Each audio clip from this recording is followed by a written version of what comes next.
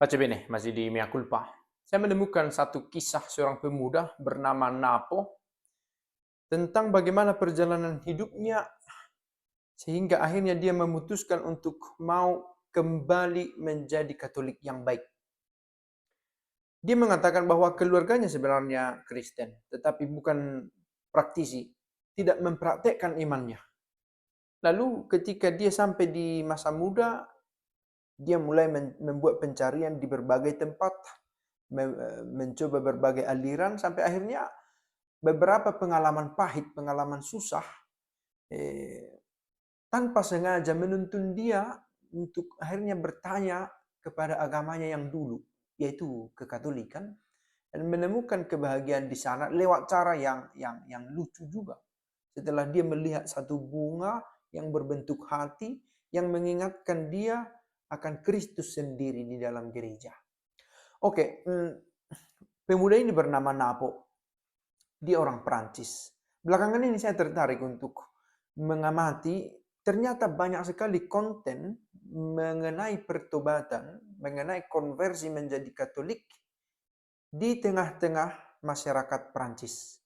Kalau kita mencoba, bahasa sekarang bukan menjadi satu sandungan yang begitu besar. Dengan bantuan internet, cobalah mencari konversi menjadi Katolik, lalu translate ke bahasa Prancis, lalu gunakan bahasa Prancis itu untuk mencari di YouTube misalnya, kamu akan menemukan banyak sekali kisah. Nah, Napo, dia tumbuh dalam keluarga Kristen yang tidak aktif. Lalu dia terpapar pada berbagai kepercayaan dan praktek keagamaan. Dia mengikuti New Age, dia masuk pada paganisme juga, neopaganisme. Dia juga percaya pada ramalan-ramalan, sinkretis, campur-campur keyakinan yang dia sudah pegang. New Age itu satu aliran yang juga mencampur berbagai keyakinan yang lebih menekankan perkembangan pribadi, pikiran, jiwa, tubuh, semua dilatih supaya sampai pada level yang paling tinggi begitu ya. Tetapi di sana kita tidak menemukan peran sentral dari Kristus dalam hidup rohani. New Age yang dia juga coba hidupi.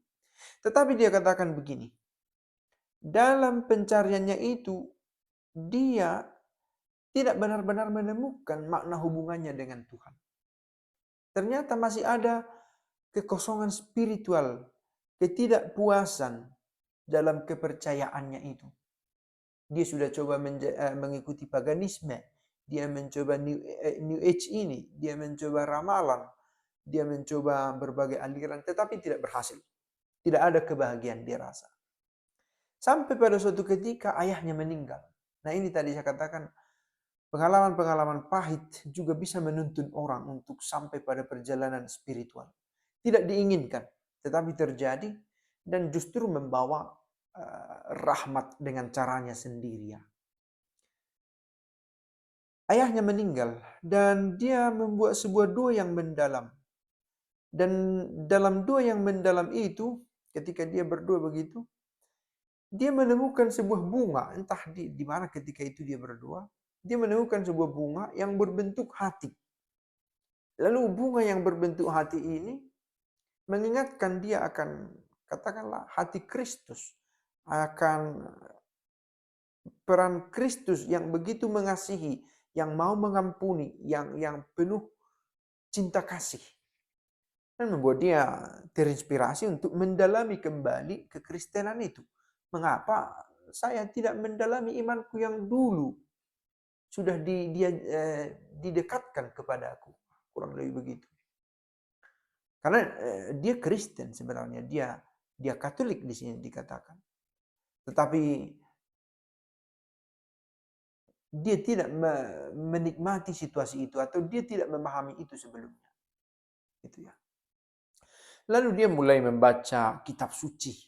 Tetapi kali ini dengan perspektif yang baru, dengan berkesadaran sebagai kebutuhan, gitu ya. Dan menemukan Yesus Kristus sebagai pusat iman dan kehidupannya. Bukan hanya sekedar tahu, tetapi akhirnya menemukan dan mengalami itu sendiri. Nah, dipandu oleh iman yang ditemukan kembali itu, ia akhirnya masuk ke kelas katekumen kembali.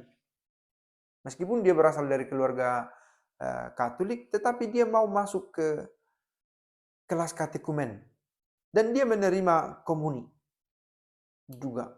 Kembali benar-benar berpraktek sebagai seorang Katolik. Lalu dia juga aktif terlibat dalam perdebatan-perdebatan.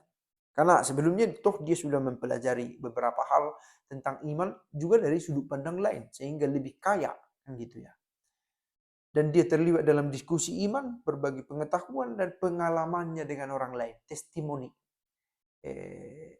Kesaksian ini berbicara jauh lebih banyak kadang-kadang untuk menggerakkan hati orang.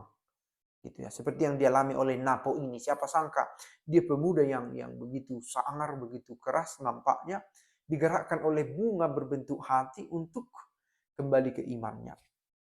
Seperti semula. Dan dia juga menemukan dirinya menjadi orang yang semakin mampu bersyukur.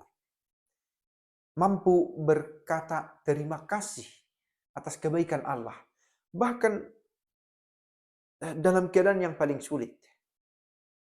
Dikatakan dia juga mengalami kehilangan anak sebelum lahir. Keguguran pasangannya. Dan ini satu cobaan yang sungguh berat bagi dia. Tetapi di sisi lain, dia juga menemukan kebaikan Tuhan itu dalam rupa kesembuhan yang tak terduga yang dialami oleh anaknya yang lain. Nah, setiap peristiwa mengantar dia pada refleksi iman. Entah suka, entah juga duka. Nah, ini juga salah satu saya pikir tanda dari orang beriman. Ketika dia mencoba menafsirkan, mencoba menginterpretasi peristiwa hidup yang dia alami dari sudut pandang iman. Bukan lagi soal, oh aku ini kena karma, aku ini kena hukuman, oh aku ini mendapatkan balasan atas kejahatan yang dulu kulakukan. Tidak pada level itu. Tetapi dia mencoba mengalami bagaimana kerapuhannya ada di hadapan Tuhan. Sebagai manusia selalu ada kemungkinan mengalami duka cita, tetapi di sisi lain, di balik duka cita, ada penghiburan yang besar dari pihak Allah. Nah, ini adalah sebuah kisah yang menggambarkan perjalanan spiritual seorang pemuda, namanya Napo. Orang tua muda, begitulah. Ada pencarian. Kemudian menemukan. Setelah menemukan, juga ada pencobaan. Dan ada transformasi di dalamnya. Jadi tidak dengan sendirinya juga, kalau kita, kisahnya sudah menjadi Katolik, saya akan lebih kuat. Justru pencobaan bisa saja semakin kuat, tetapi pencobaan itu membuat seseorang benar-benar mengalami transformasi dalam hidupnya, sehingga tantangan-tantangan sulit yang kadang tidak terhindarkan bisa dihadapi juga. Ciao, ciao.